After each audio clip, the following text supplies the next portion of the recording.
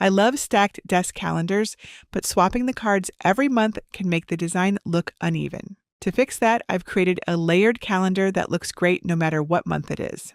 Hello everybody, Jennifer Maker here. It's a beautiful day to learn how to create a gorgeous print-then-cut stacked desk calendar with a cool shadow box effect. Stacked calendars with tabs are so much fun to make, and they're always impressive. But the tabs themselves don't come together to create an overall picture. Since I often use layers to create pictures and shadow boxes, I tried something similar for these stacked desk calendars.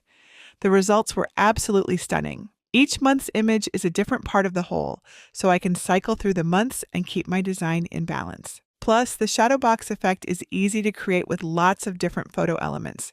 So if you have another theme in mind for your calendar, you can definitely customize the way yours looks. My design also includes every possible month layout, no matter what day of the week it starts on, or how many days it has.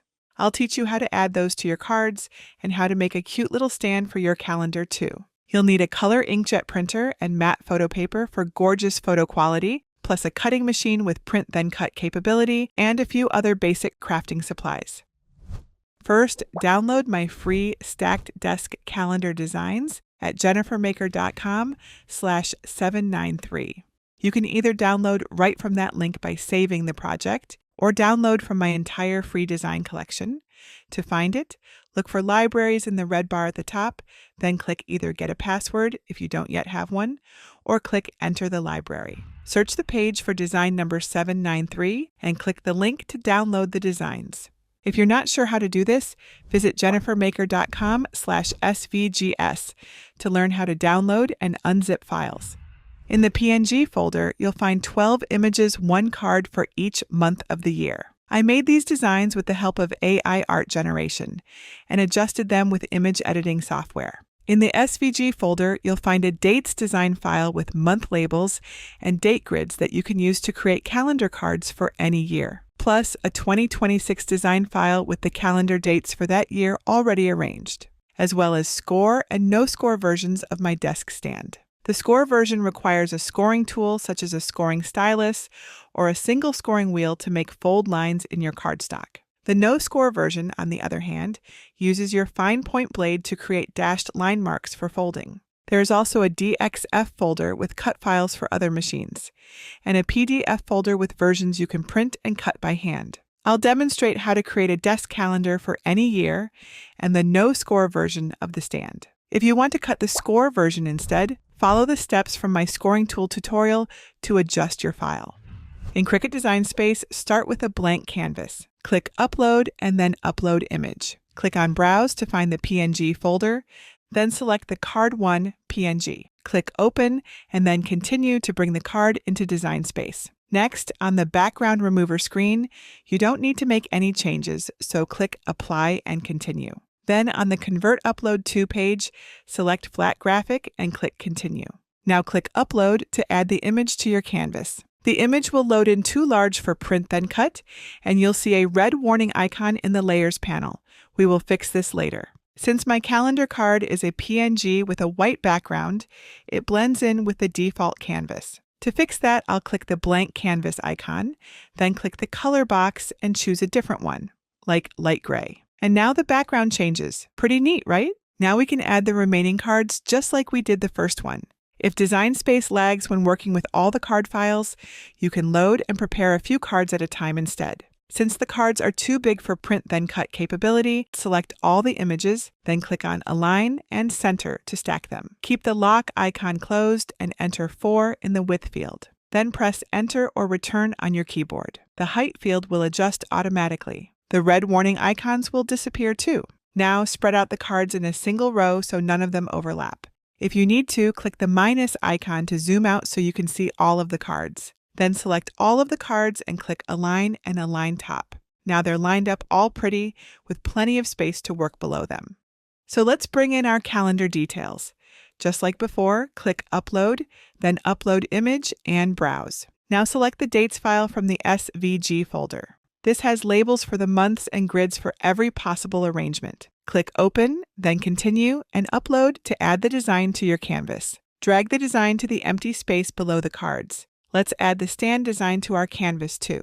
I'll choose the no score version and move it to an empty space. In the Layers panel, drag the Dates layer to the top so the details will show on the cards. Then click the Ungroup icon so we can work with each of the date grids individually. Now you can spread out the months and dates to make them easier to see. Next, drag the cards into whichever order you like. They're designed to go in any order and still look great. Just make sure to realign them at the top if you move any of them around. Then you can drag the months onto the cards just below the decorative element. Now let's add the dates.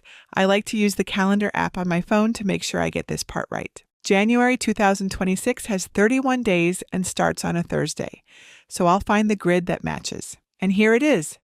Once you select the correct grid, click the duplicate icon and move the copy close to the card's bottom. Then do the same for the rest. Since we copy the originals, it's okay if you need another of the same grid. It's already looking so awesome. The dates just need a little bit of repositioning. I'll start with May since it has 6 rows of dates and takes up the most space. Click the date grid and use the up and down arrow keys on your keyboard to position it vertically. Not too close to the bottom edge, but with enough space for the month to fit too. Then use the arrow keys to position the month vertically.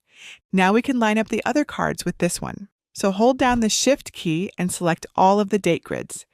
Then click Align and Align Top to bring everything up to the same top line. Now hold Shift and select all of the month labels. Then click Align and Align Bottom, so the months are in the same position on each card.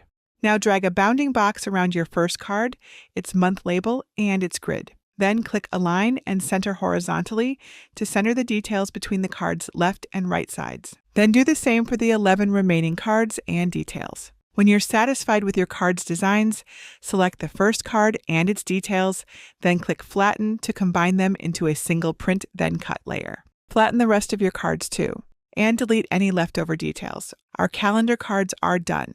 And since I'm cutting the no-score version of the stand, this project is ready to print then cut. So make sure the correct machine is selected in the top right, and click Make. On the Prepare screen, make sure the correct material size is selected for your mats. I'll use 8.5 inches by 11 inches for all of my card mats, as well as my stand mat at the bottom. Select Mat 1 so it loads first on the next page, then click Continue. We'll print and then cut each card one at a time so we don't lose our place.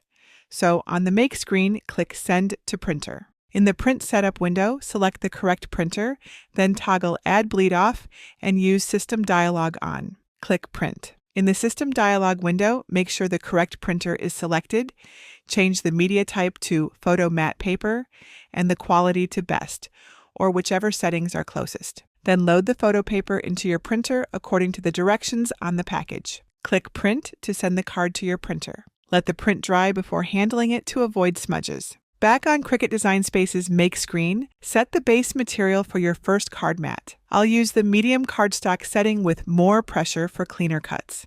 And I'll check the box next to Remember Material Settings to save time between mats of the same type. Place your printed card face up on a green standard grip machine mat so it matches the screen. Place a clean sheet of copy paper on top of the print and use a brayer to adhere it, then remove the copy paper. Check that your premium fine point blade is clean and in the clamp. Press the flashing Load/Unload button to load the prepared mat into your Cricut to match the screen. Press the flashing middle button to begin cutting. When it has finished cutting, don't unload the mat right away. Gently lift a corner of the material with a spatula to make sure the cuts went all the way through the photo paper. If not, press the middle button again to make a second pass of cuts in the same spots. If your print then cut projects aren't cutting precisely, go to jennifermaker.com/patterns in Cricut Design Space to learn how to calibrate your machine. When the cuts are complete, unload the mat, flip it over onto your work surface, and roll it back to release the photo paper. Then repeat these steps to print then cut your remaining card mats. When you get to your stand mat, set the base material to Heavy Cardstock and the pressure to More. Place your cardstock face up on a green standard grip machine mat and use a brayer to adhere it well. Then load, cut, and remove your stand piece. Lay out all of your cut pieces face up. To assemble the stand, fold it along the crease lines in the same direction to create 3 panels. Apply craft glue along the outside of the smallest folded panels tab. Fold the stand into a triangular tube and attach the glued edge to the inside of the last folded panel. Keeping the edge as flush as possible, Hold it until the glue sets. Stack the cut calendar cards in month order. Place the stack on the stand for display. You now have an adorable stacked desk calendar to mark the days in the coming year. And since you have months and dates for every possible combination, you can use this design year after year so your calendar is always fresh. I really love how great these stacking desk calendars are. They're cute and compact, and best of all, I don't need to put a nail in the wall to display them. Plus, they make great gifts for friends and family.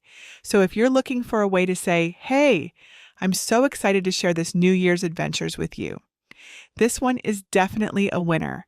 You can also make a custom design for the top of your calendar cards.